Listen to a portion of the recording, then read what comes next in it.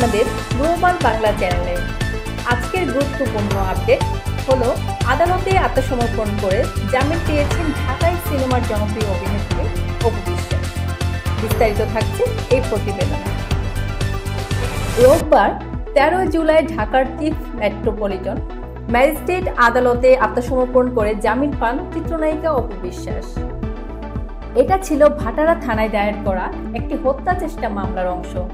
High court থেকে 6 সপ্তাহের আগাম জামিন পাওয়ার পর জামিনের মেয়াদ প্রায় শেষ হওয়ায় নিম্ন আদালতে আত্মসমর্পণ করেন তিনি।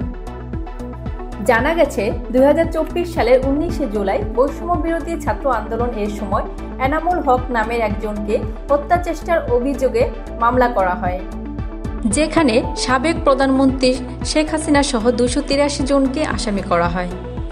এই মামলায় অপু বিশ্বাস সহ আরো 17 জন তারকা শিল্পীও অন্তর্ভুক্ত রয়েছেন। এর আগে গত বৃহস্পতিবার হাইকোর্টের নির্দেশে অপু বিশ্বাস তার আইনজীবীর মাধ্যমে জামিননামা দাখিল করেন। পরে তিনি সশরীরে আদালতে হাজির হয়ে জামিন পান। এই মামলায় পরবর্তী আপডেট পেতে আমাদের চ্যানেলটি সাবস্ক্রাইব করতে ভুলবেন না। কমেন্টে জানান আপনি এই ঘটনায় কি ভাবছেন, অপু বিশ্বাসের পাশে আছেন কিনা।